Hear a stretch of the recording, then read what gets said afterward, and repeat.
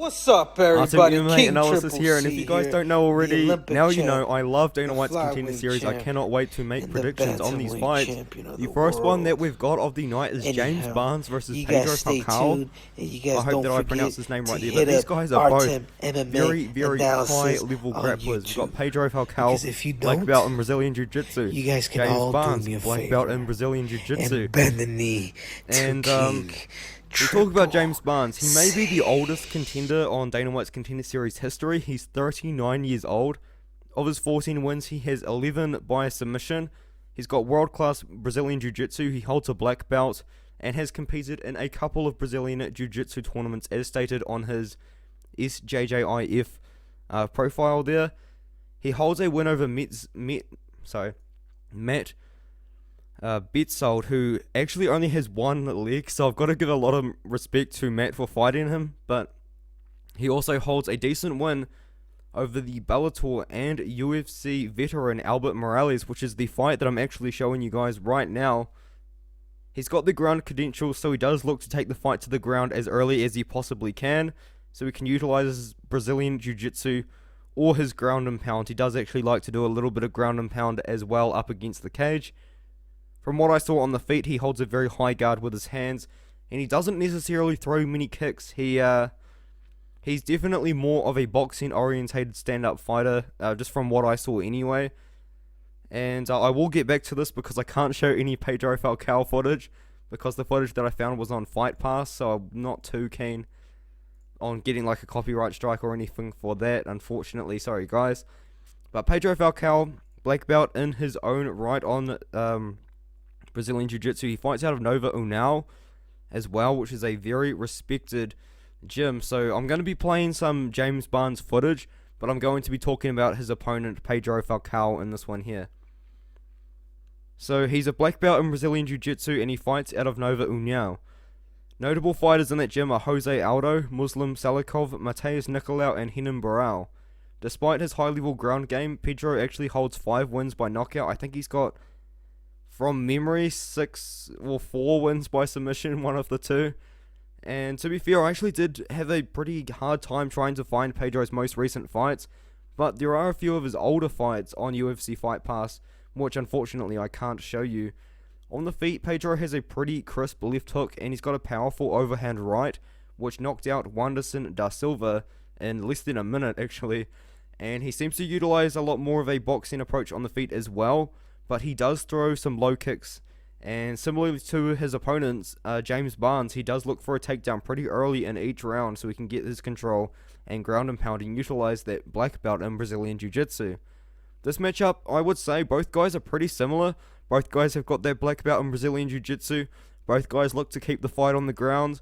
Out of the two, I would say that Pedro is a lot more comfortable on the feet than James. I would say that James is probably more the guy that does not want to have the fight on the feet at all out of the two. And that's why I personally can see Pedro getting the win in this fight here. I just think that he's going to be a little bit better all-rounder. James Barnes, you cannot really overlook this guy. I do understand that he is going to be 40 years old coming into the fight, which is pretty old for a bantamweight. He's also going to be a bit longer than Pedro as well, 5'8" compared to the 5'4". He's got the black belt in Brazilian Jiu-Jitsu. He's got the world-class Brazilian Jiu-Jitsu experience. I think I saw that he was in a South American Brazilian Jiu-Jitsu team or something like that when I was doing a little bit of research on him. But I think that it's going to be Pedro Falcao's time here. He's only 29 years old, and I can actually see him, although he's got that black belt in Brazilian Jiu-Jitsu, I think that he could actually find the chin of James Barnes and knock him out. But just I'm going to let it be known that I don't want to overlook James Barnes, but my pick is Pedro Falcao. I think he gets it done inside the distance. I would assume ground and pound TKO or maybe a KO on the feet. It is worth noting though that Pedro Falcao, he has actually had a lot of fights at featherweight. This fight is taking place at bantamweight at 135. So he's going to have to cut a little bit of extra weight, but I don't think that should be too much of a problem. He has fought at bantamweight before.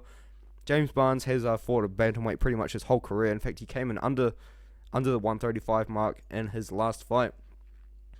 A lot of people picking Falcao, and I think maybe that could be because James Barnes is 39 years old, And yeah, James Bonds, if he gets the job done, I would definitely pick him by submission. Falcao gets the job done. A lot of people not picking the submission, but he does have that Brazilian Jiu-Jitsu black belt.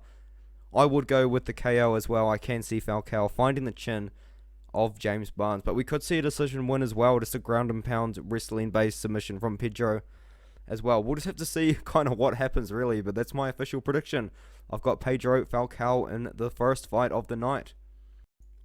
In the second fight of the Dana White's Contender Series night, we've got Armen Petrosyan versus Kalyan Kolev. And let's just start out by talking about Armen Petrosyan. And this guy is a striker. He's got 5 wins by KO. He wants to keep the fight on the feet, and he does actually have decent defensive grappling, which was on show against Dmitry Minakov, where Dmitry spent most of the first round on Armen's back, but Armen wasn't. He didn't get submitted. He he managed to escape in the second round here, and when it does get onto the feet, you can see he wins by a body shot TKO. And that's one thing to say, man. When Armen senses a KO coming, he throws combinations, man. He's ready to go in for the kill there. And when the fight is on the feet, Armen is very, very dangerous. He throws a lot of body kicks, and he's got that body kick TKO win, which I just showed. He doesn't throw single shots. He almost always throws a combination with intent to finish his opponent. And unfortunately in this fight, the footage that I'm showing you, I'm just kind of showing you a finish here. In the footage I showed you, he only threw, not necessarily combinations. That was a nice combination there, but a lot of single shots in this fight. But he only needs one, man. He only needs one to put your lights out. And that was, I believe, the fight that he did to become the AMC champion. He beat the 8-0 Artur Aliskerov, which is a pretty awesome dude. He was 3-0 at the time, being an 8-0 guy. In my opinion, that's the best win of his career. Before that, he was not necessarily fighting the best competition. He's got a loss in there 3 months ago, and then he fought again against the debuting guy 2 months ago. But he's been a lot more active than the next guy that I'll talk about, Kalyan Kolev. He hasn't fought in over 2 years. I don't think that this worldwide situation has been helping that situation whatsoever, but when he was fighting, he was very, very active. So let's the first thing I'm going to do here is I'm going to talk about his record, because in my opinion, it's not really like the record is 10-0. It's amazing. But the guys that he's beaten, 0-0, 0-4, this is his best win, 25-10. Pretty good win. 3-1, 2-1, 1-6. A couple of debuting guys, and the guy with the losing record. So, I mean, it's 10-0, but it's not necessarily the greatest guys. And what I'm going to talk about here is Kalyan Kolev. He's obviously got that very impressive 10-0 record, mostly against inexperienced opponents, and he hasn't fought since 2019. He is also a finisher. He's got 7 wins by KO, 1 by submission, and 2 by decision. He was meant to fight Anton Turkalj last week, but that fight ended up falling through. His best win is over Carmen Georgiev, where he utilized wrestling to win a decision. But in moments in that fight, he showed to be very hittable on the feet, which does concern me, especially coming into the fight with a knockout artist like Armen Petrosyan here. And yeah, so pretty much this win here, this is the best win of his career, in my opinion. The whole thing is just a mainly wrestling. It's pretty boring fight, to be honest. So we do know that Kalyan does have some wrestling in him. He's obviously got some guillotine defense as well, as there was a lot of guillotine attempts by his opponent in this one here. But the way that Kalyan could win this fight would be to use his wrestling, to use his clinch work, to kind of make the fight a boring fight, I guess you could say. So he's not getting constant bombs thrown up at him by Artem. Artem is the GOAT, but by Armen, a different guy here. And yeah, I've got Armen to win the fight. I think he's going to get the job done by KO. I think he's going to open as an underdog, which might excite me a little bit. We'll see kind of what happens there. But I just like what I've seen from Armen a lot more. He's been a lot more active. Yes, he does have a loss relatively recently, and it was a TKO loss in 1 minute. Kind of not really the best look, but Kalyan, on the other hand, he hasn't fought for 2 years. The guys that he's been fighting, I don't think are at the level that Armen has been fighting. I think Armen has been getting the more impressive performances. He's been getting some KOs. And I've got Armen Petrosyan. Not many people do, man. I think people are just looking at the record. You've got to look at the fights, man. I really like Armen Petrosyan by KO in this one here. I do think that he will find the chin of the very hittable Kalyan Kolev. The next fight that we've got on the Dana White's Contender Series night is Kaio Boraho, who you guys might recognize from fighting only a few weeks ago on Dana White's Contender Series, and Jesse Murray. And Kaio Boraho, a familiar face on Dana White's Contender Series. He fought Aaron Jeffrey 3 weeks ago. I actually picked Aaron Jeffrey to win that fight, and Kaio proved me wrong, man, and he won the fight by decision. But he did not get the contract, so he's kind of got another opportunity here to fight only a few weeks later and fight Jesse Murray up a weight class. This fight is taking place at light heavyweight. Kaio Boraho is a much more natural 185 pounder, and Jesse Murray's going to be a pretty big dude. He's 6'3", Kaio Boraho is 5'10", and he was taller, I believe, than Aaron Jeffrey in his last fight. Kaio Boraho, he's got a very good ground game. He has trained alongside Damian Maia, and he does hold a black belt in Brazilian Jiu-Jitsu, but in that Dana White's Contender Series fight a few weeks ago, he actually showed decent striking and movement, and we didn't actually see any of his Brazilian Jiu-Jitsu or grappling background in that one there. Jesse Murray, on the other hand, I would describe him as being more of a more natural light heavyweight. He's going to be a lot bigger than Kaio by the time that the fight comes around. It is worth noting that all 3 of his losses are by knockout, and Kaio did show to have pretty decent stand up, in that Dana White's Contender Series fight. And this here is exactly what I'm a little bit worried about is going to happen to Jesse Murray. I think that he's going to get taken down by Kaio relatively early in the fight, but it is definitely worth noting that Kaio didn't really shoot for any takedowns against Aaron Jeffrey, so we'll see what the game plan is here against a bigger opponent, against a guy upper weight class. But let me just go on about Jesse Murray a bit more. His last 2 losses have come to a couple of decent opponents, and his last win, which is the fight that I'm showing you now, is to Tim Hiley, who was 7-1 at the time. And that one loss, I believe, was to... Oh no, I can't remember. Sorry, guys. I know it was to a top 15 guy in the UFC at the moment. Anyway, unfortunately, he has lost a couple of times since then. It was to Brendan Allen. Sorry, I did not remember that. And yeah, he's got a grappling background as well. His striking, I don't think, is as good as Kaio Boraho's. I'm going to be brutally honest. He in 2016, he actually won the North American Grappling Association belt, which seems to be a pretty big jiu-jitsu tournament over in America. And so yeah, he's definitely got some sort of background. I couldn't find what belt he had, unfortunately. I wish he did.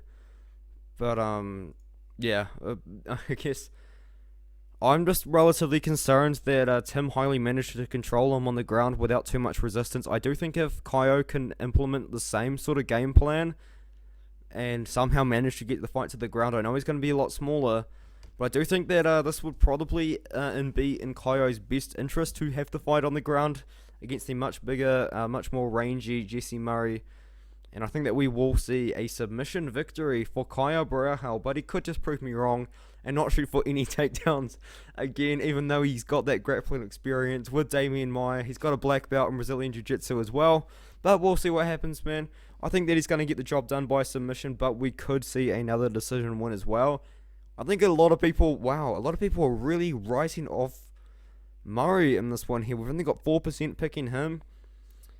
Jesse Murray, man, I mean, he's going to be the bigger guy. I think that's probably that's probably the only thing that he's really got going for him in this one. It's just that he's going to be so much bigger than Kaio.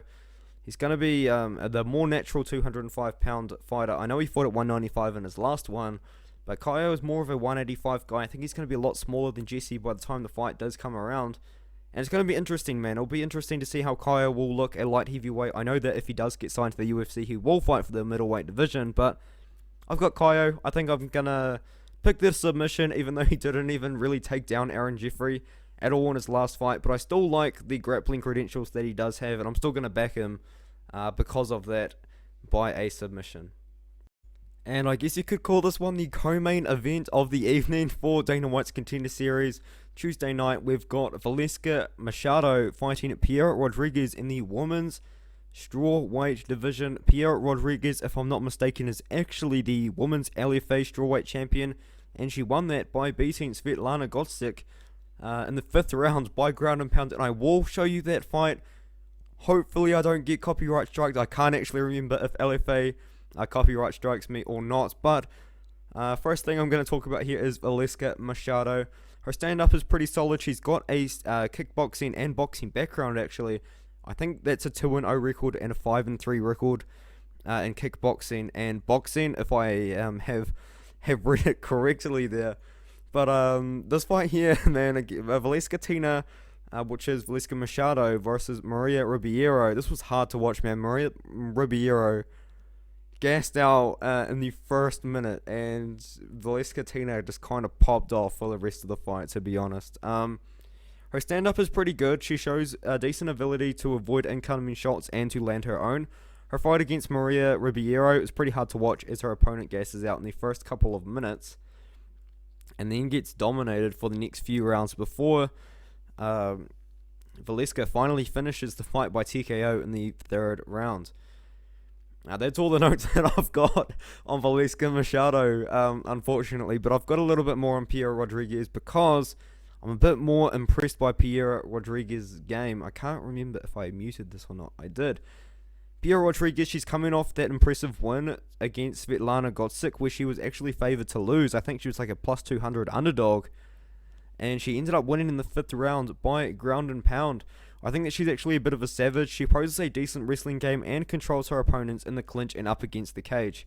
She's got decent power as well. She scored her 1st round knockdown against Kayla Haracho early on in her career, and this is the finishing sequence. She pretty much reversed the takedown, tried to get a submission, unfortunately was not able to lock in the choke, and then just kind of popped off on the ground and pound, really, and finished the fight like that in the 5th round. So she's showing that she's got decent cardio. She can make it to the through the 3rd. She can make it through the final rounds. Tina Black, on the other hand, she was gassing out towards the end of the 3rd, but that was because she was throwing strikes on strikes on strikes on Maria Ribiero in that fight. This is just another fight of Piera Rodriguez, which I will have running in the background as I talk about her a little bit more. I like the technical skills of Eliska, but at the same time, I also like the strength and power of Piera.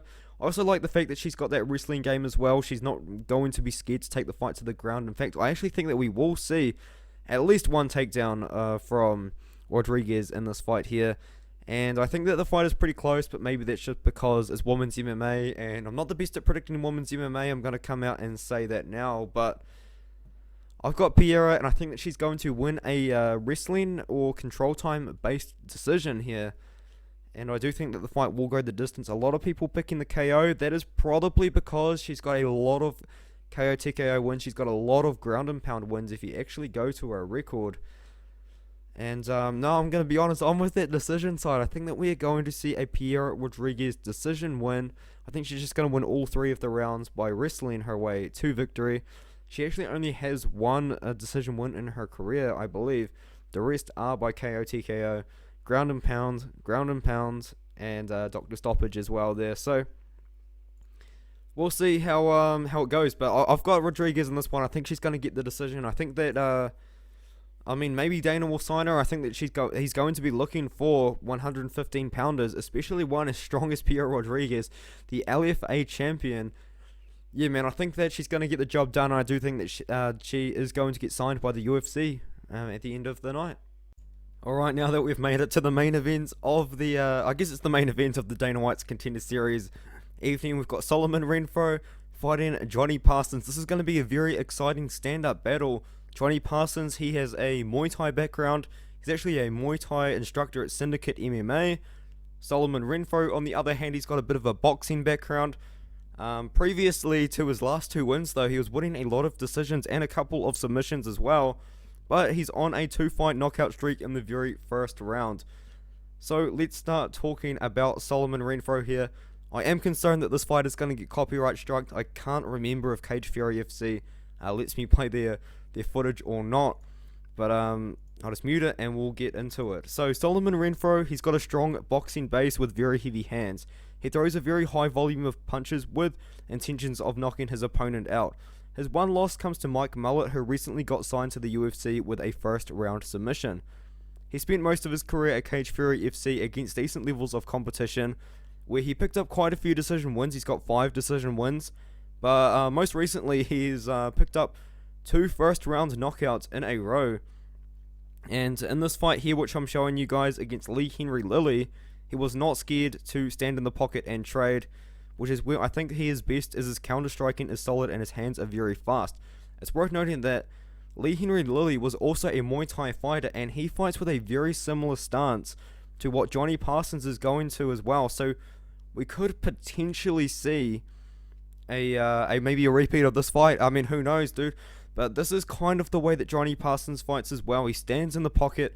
He throws a lot of kicks. Johnny Parsons throws a lot of kicks, but that's a very lightning fast left hand from Sullivan Renfro. Puts his opponent out. I think he got a couple of shots of ground and pound there. And now let's talk about Johnny Parsons.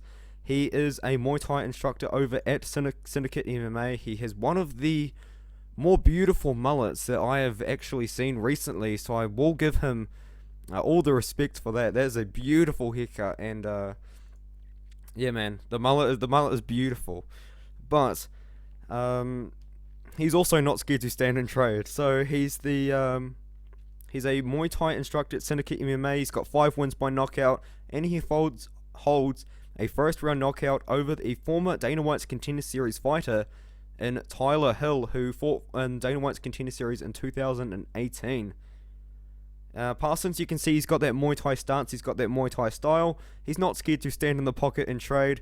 With his Muay Thai stance and style, he throws a decent amount of kicks while standing directly in front of his opponent. This has worked well for him in the past, where he is able to beat his opponents to the punch, which is going to be very interesting to see if he's faster than Solomon Renfro. You guys just saw Solomon Renfro's lightning fast hands, and Hill's got pretty fast hands too. Like, look at that KO. That was pretty sick, man. And yeah, he pretty much just finishes off the job here with a bit of ground and pounds. But I think we're going to see a very exciting stand-up battle between the very boxing heavy Solomon Renfro and the Muay Thai instructor Johnny Parsons. At the moment, I think that Solomon, he's got a very good chance to win if he fights with the fearlessness he had in his last fight, and I could potentially see him catching Parsons somewhere in the fight and winning by KO. So if Solomon Renfro fights like he has in his last 2 fights, quite fearless, relying on his boxing, very confident in his boxing as well, and his ability to finish his opponents, I think that we could see a Solomon Renfro KO win here. Johnny Parsons is definitely not someone to sleep on, dude. Very good Muay Thai background. You guys just saw his win over Tyler Hill. He's got a couple of decent enough wins recently, 12-9. It's not really too bad. I mean, very experienced opponent. He beat a 7-4 guy, not too bad. 10-4, that's the Tyler Hill fight I just showed you. Ty Freeman, who was 11-7 and lost to Chris Zefzinos. And Solomon Renfro beat 7-4 guy. I just showed you guys that fight. Nick Ali, he lost to Mike Mullet, which doesn't really look that bad, dude. Mike Mullet, just admit, I think he was a 9-0 guy to Mons Matrisky off the top of my head. I picked Mike Mullet to win by submission, but I did not expect such a dominant display by Mike. And before that, he was just beating decent enough guys on the regional circuit. 3-0 guy, that's a pretty good win. I think at the time he would have been like 3-0, 4-0 himself. So I've got Solomon Renfro by KO. I think a lot of people are sleeping on Parsons, but I'm going to side with Solomon Renfro to get the job done in this fight here. I think it's going to be an awesome fight, and I genuinely can't wait to see it.